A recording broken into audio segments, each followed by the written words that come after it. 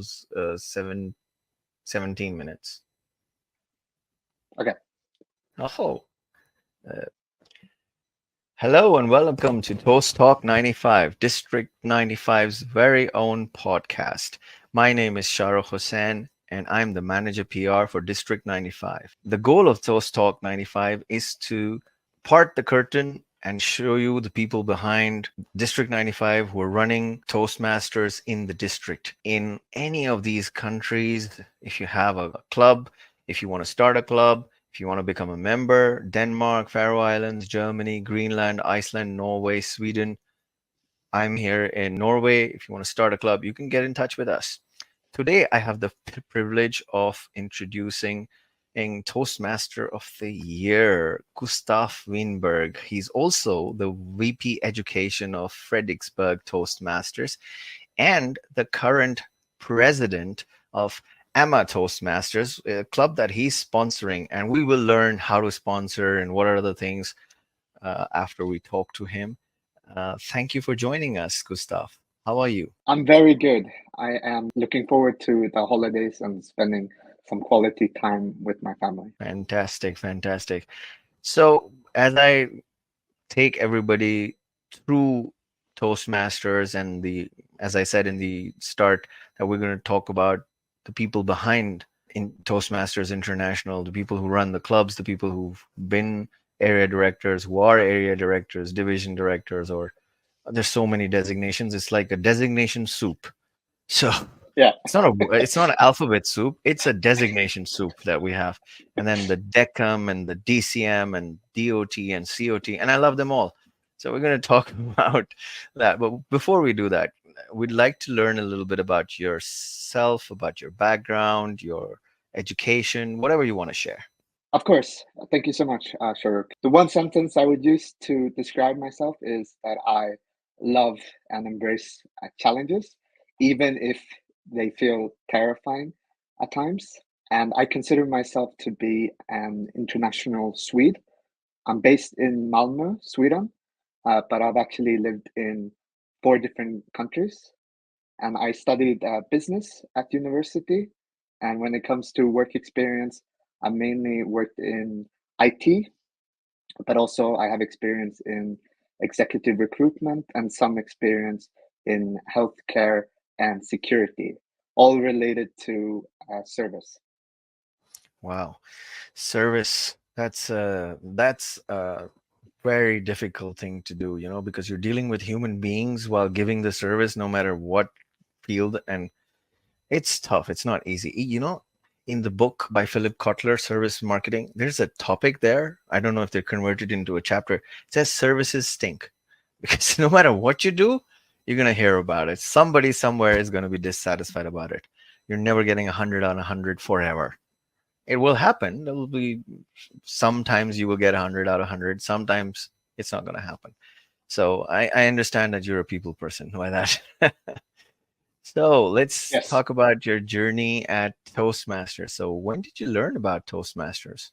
I first learned about Toastmasters around 10 years ago through a friend at university. And I went to this university club a few times with that friend. But I actually didn't join Toastmasters until a few years later in 2017 when I was living in Berlin. That is when I joined an English speaking club called Mercury Toastmasters. Right. Wow. So how was your experience? Because there's always a story about the first meeting. Your first meeting. How was that? I would like to think that my first meeting was really when I went to Mercury rather than the university club. And for me, it felt like I was going into a different world in a positive way.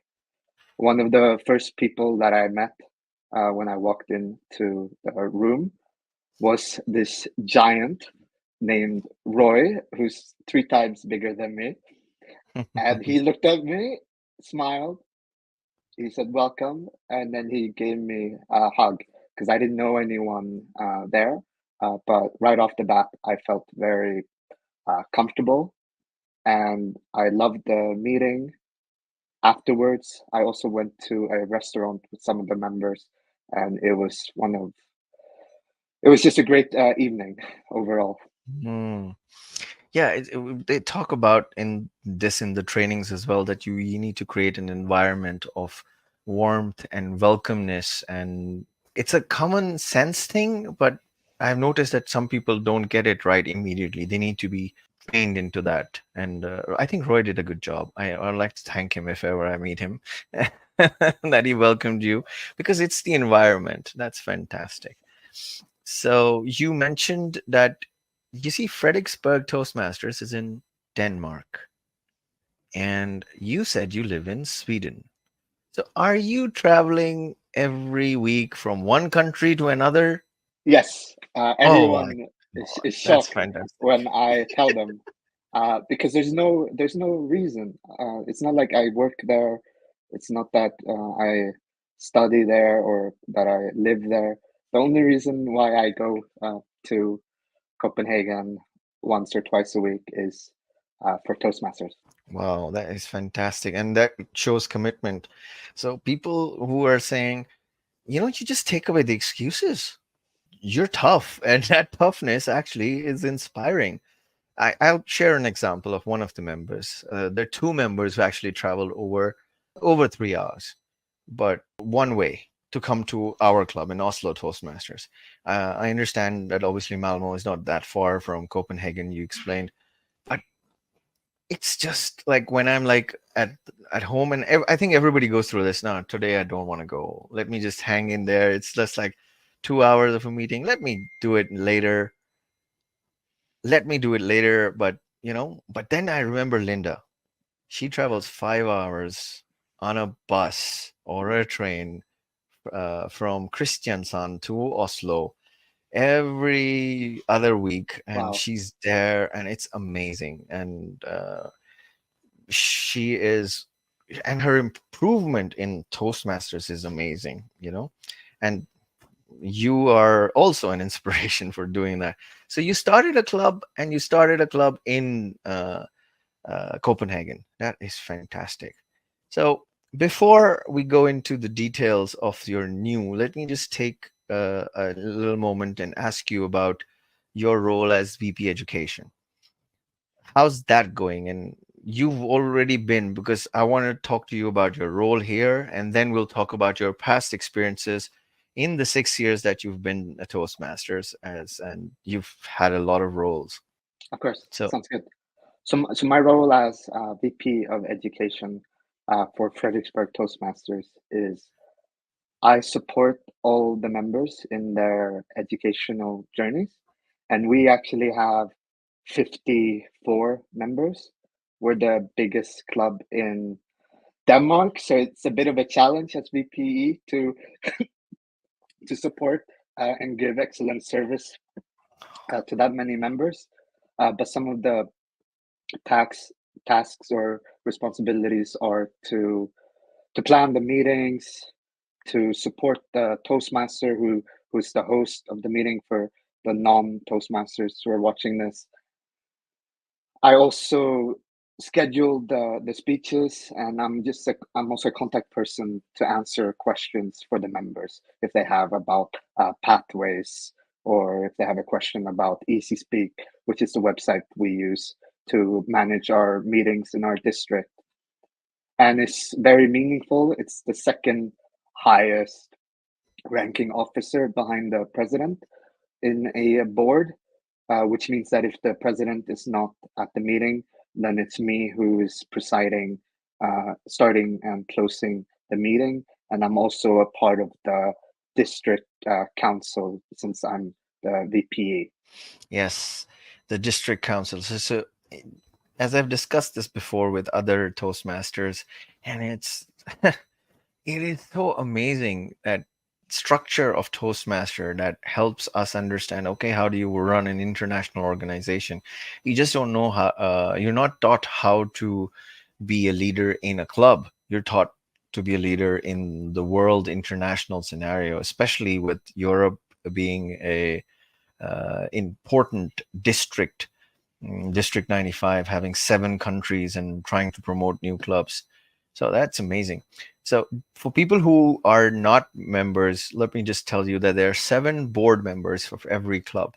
We've got Toastmasters has around, I think, 14,000 plus clubs, and District 95 has 1% of that, but that is amazing. 140 clubs. I'm counting Emma, okay? So 140 clubs. Thank you. Yeah, yeah. So, and we should plug in that if you want to join a new club in Copenhagen for Mondays, if Mondays are days where you want to get a kick, you should join the Emma Toastmasters Club, and you can just write to us and we can help you. Gustaf is there. You can search him on LinkedIn. Just reach out or be a guest at the meetings, and you'll learn a lot and you'll have a lot of fun. So, Gustav, as VP Education, as you said, it's a lot of event management through Easy Speak. There's a lot of educational help that you have to provide. But 54 members, that's huge. So, and you meet on Saturdays, if I'm not wrong. That's an interesting Yes, day. that's correct. So Saturdays, and it shows commitment for people to come on Saturdays. It's like their personal free time. That's amazing. There are some who prefer to me on the weekend, and there are some people who prefer on the weekdays. And that is one of the really good things, that we have a club in Copenhagen that meets on Monday, Tuesday, Wednesday, Thursday, and Saturday. So hopefully, everyone has some choice that fits their schedule. Mm, you're doing it again. You're making excuses go away, by the way. Like, oh, I live far away. No, he travels from one country to another country. And then now this one, that Monday, Tuesday, Wednesday, Thursday, and Saturday. Just Friday and Sunday, that's missing. That's okay. That's okay. But that shows the popularity of Toastmasters. It just helps you. So before we Yeah, move definitely. forward, I'd love to just talk about the importance of the club environment, because you're the VP education, and that is one of the things that obviously the sergeant at arms was also responsible for that. But as you said, you are the second in command. So how are you able to maintain an environment of, how do they say it? A lot of guests say it's supportive, it's positive. What are the key ingredients to create that environment? That's a very good question. There are a lot of ingredients, a lot of small things that goes into it, and I think it already starts before the meeting, in terms of the preparation, making sure that the agenda is full, coming early to set up the room. I can't do everything myself. Someone else can't do everything themselves. So it's also good if there are a couple of people helping out to set up the room, to It's a greet team effort. people. It's a team effort, definitely. And then when people start coming, you greet them, you try to start on time, and have high quality meetings. And so it's a lot of ingredients, and it's also a lot of basic things that just you just need to do over and over. Over Yeah. time, you then build a good, a positive, supportive environment where everyone, whether you have very little experience with public speaking, or if you have a lot of experience from work or from Toastmasters, where everybody feels comfortable and can go on stage and feel like that they're learning.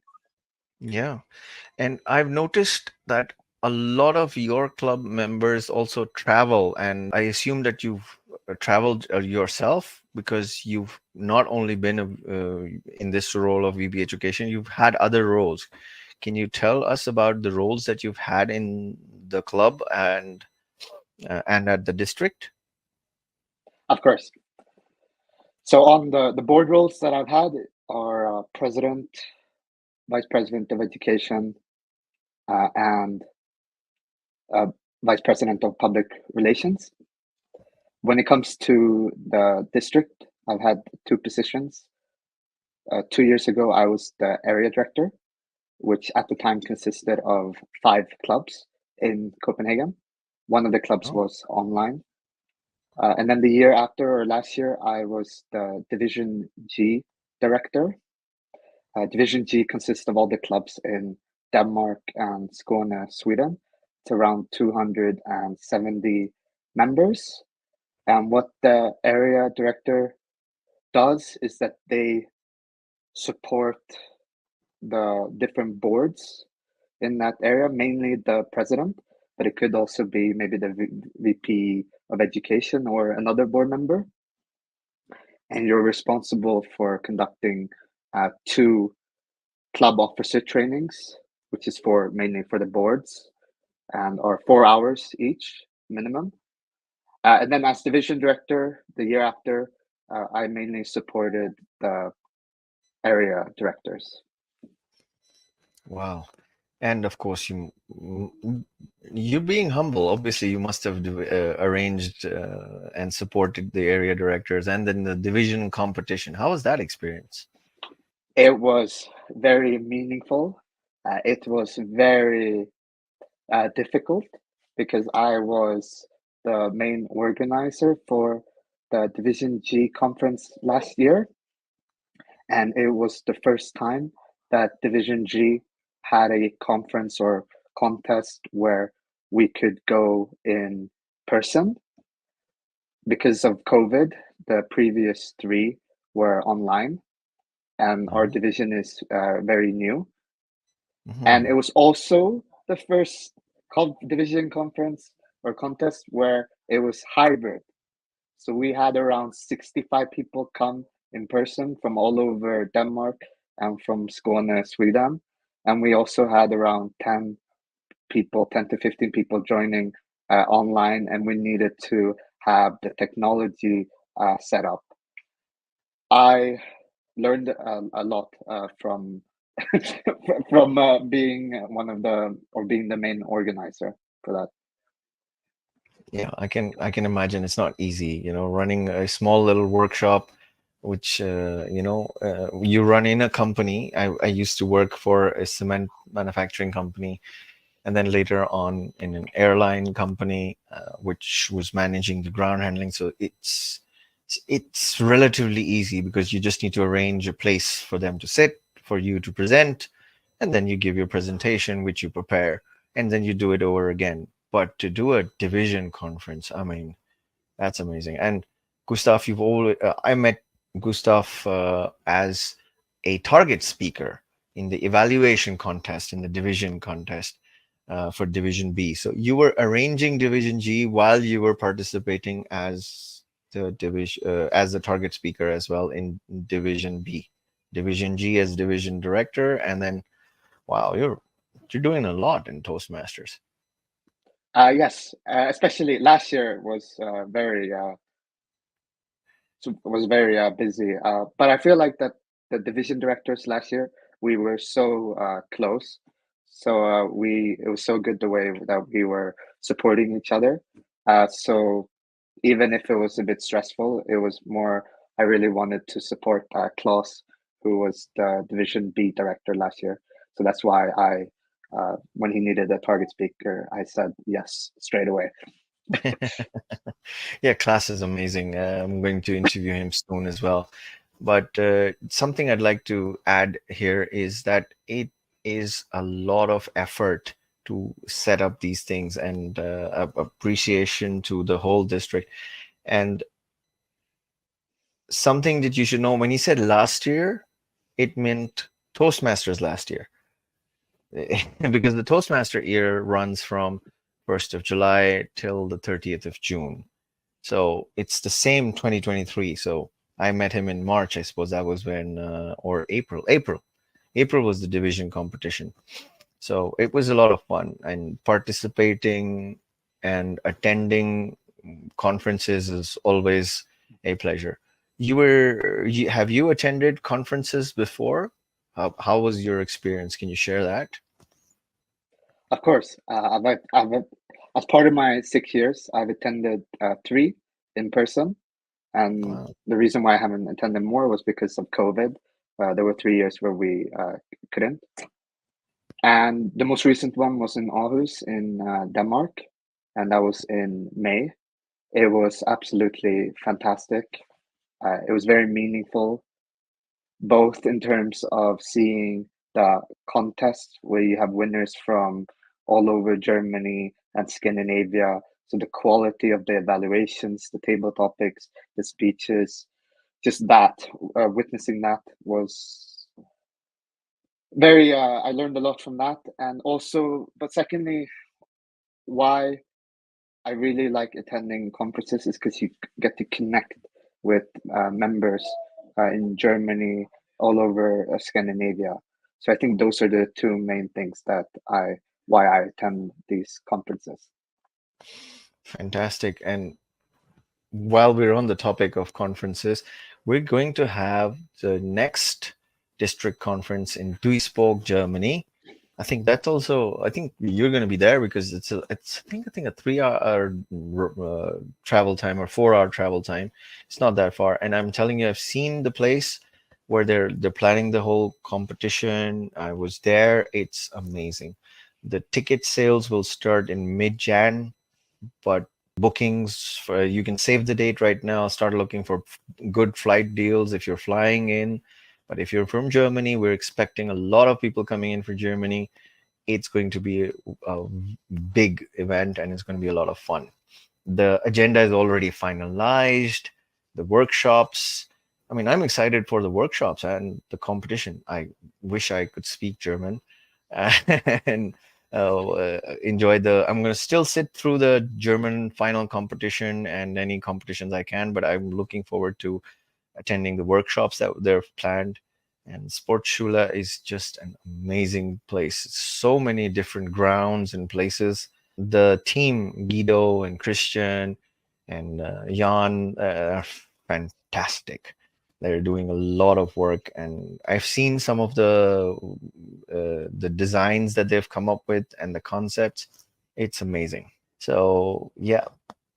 So about the I'm looking that's forward to about it.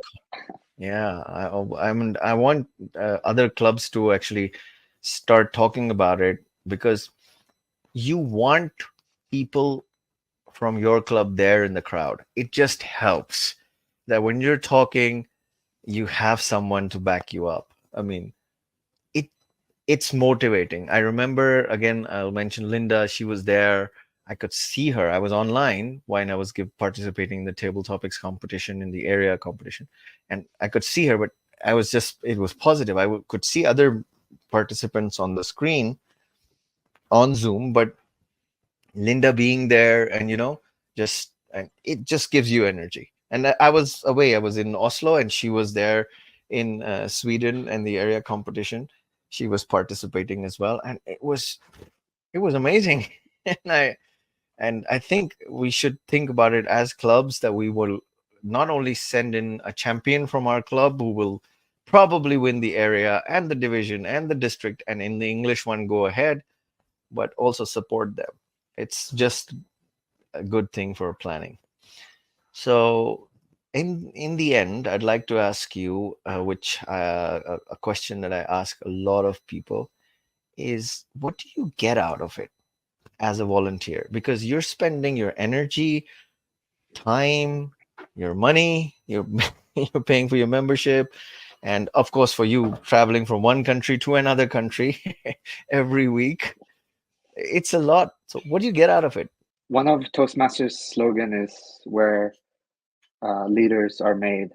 And if I could choose the slogan, it would be Toastmasters is where meaningful experiences are made. So for me, what I get out of Toastmasters is a lot of meaning, and that meaning comes from many different things.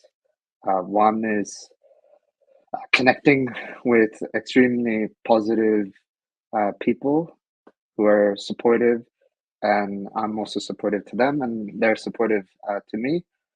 And other aspect is improving my communication and public speaking skills. And lastly, I feel like that I'm also becoming a better person. Wow, that's a lot. And that's just in 6 years.